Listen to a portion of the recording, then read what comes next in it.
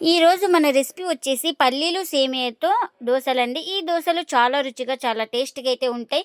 ఈ దోశలు వచ్చేసి ఇంట్లో వాళ్ళందరికీ నచ్చుతాయి. అంత టేస్ట్‌గా అయితే ఉంటాయి. ఇంకెందుకు ఫ్రెండ్స్ ఆలస్యం, ఎలా చేయాలో ఏంటో అనేది వీడియోలోకి అయితే వెళ్ళిపోయి చూద్దామా మరి? ఇంకా ముందుగా ఒక మిక్సీ జార్ అయితే తీసుకొని అందులోకి ఒక కప్పు సేమియా అయితే వేసుకోవాలి. ఇందులోకి హాఫ్ కప్పు బొంబాయి రవ్వను కూడా వేసుకోవాలి. అదే ఉప్మా రవ్వ, సోజీ రవ్వ అంటారు కదా, ఆ రవ్వను కూడా వేసుకొని ఇంకా ఇప్పుడు మూత పెట్టేసుకొని ఫైన్గా పౌడర్ అయితే చేసుకోవాలి.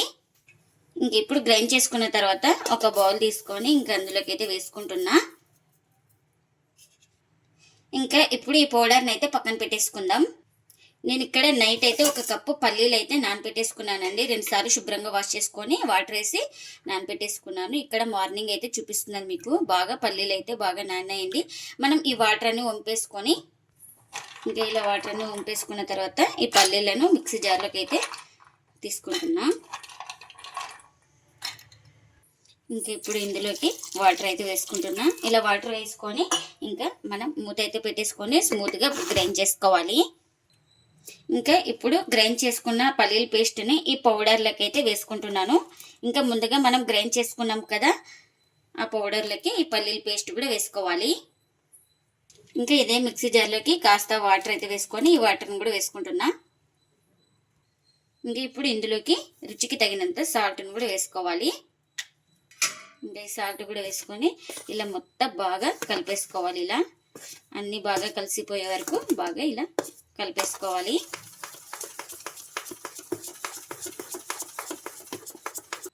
మనకు ఇంకా కాస్త వాటర్ అయితే పడతాయి. ఒక హాఫ్ గ్లాస్ వాటర్ అయితే వేసుకుంటున్నాను. మళ్ళీ ఇంకా ఈ వాటర్ కూడా వేసుకొని మొత్తం బాగా మిక్స్ చేసుకోవాలి.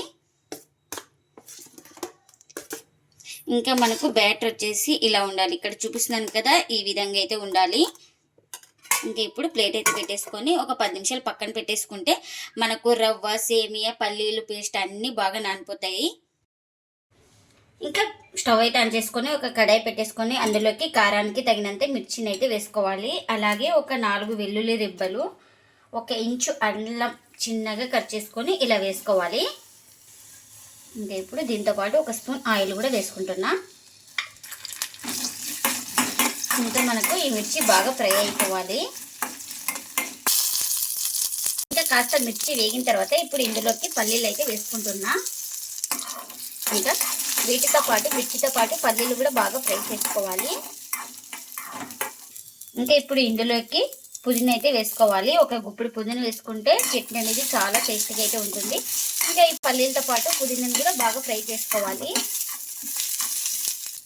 ఇంకా చూడండి అన్నీ వేగిపోయినాయి కదా. ఇప్పుడు స్టవ్ అయితే ఆఫ్ చేసుకొని పూర్తిగా చల్లారిన తర్వాత అయితే గ్రైండ్ చేసుకోవాలి.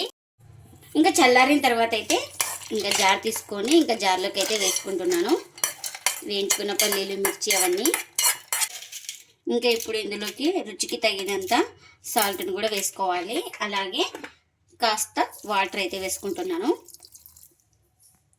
ఇంక ఇప్పుడు మూత పెట్టేసుకొని గ్రైండ్ చేసుకుందాం. ఇంకా గ్రైండ్ చేసుకున్న చట్నీని ఒక బౌల్ తీసుకొని ఇంకా అందులోకి అయితే వేసుకుంటున్నా. ఇంకా ఈ చట్నీకి పోపు కూడా పెట్టేసుకున్నాను. ఈ పోపును కూడా చట్నీలో అయితే వేస్తున్నా. ఇంకా మనకు చట్నీ అయితే రెడీ అయిపోయింది.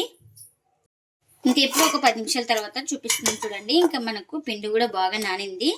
ఇంకా ఇప్పుడు ఈ పిండి అయితే పర్ఫెక్ట్గా సరిపోతుంది. ఇక్కడ ఇంకా దోశ వేసుకోవడానికి పెన్నం కూడా పెట్టేసుకున్నాను. పెన్నం కూడా హీట్ అయింది. మనకు దోశ వేసే ముందు ఒకసారి పిండి మొత్తాన్ని ఇలా బాగా కలిపేసుకొని మనం పిండిని అయితే తీసుకోవాలి.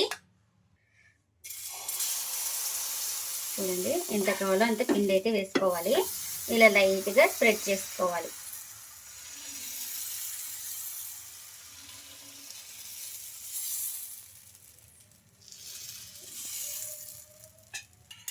ఇలా తడి ఆరిన తర్వాత ఆయిల్ అయితే వేసుకోవాలి దోశ పైన. మీరు ఆయిల్ ఇష్టం లేని వాళ్ళు గీ కానీ బటర్ కానీ ఏదైనా వేసుకోవచ్చు. చాలా టేస్టీగా అయితే ఉంటుంది. ఇంకా ఒక సైడ్ కాలిన తర్వాత అయితే దోశను ఇలా నిదానంగా ఇంకొక వైపుకి అయితే టర్న్ చేసుకోవాలి. ఇంకా మనం ఇష్టం ఉన్న వాళ్ళు ఈ వైపు కూడా కాస్త ఆయిల్ అయితే వేసుకోవచ్చు. ఇంకా దోశ అయితే 2 వైపులా బాగా కాల్చుకున్నాను. ఇంకా దీన్ని అయితే ఒక ప్లేట్లోకి అయితే తీసుకుంటున్నా.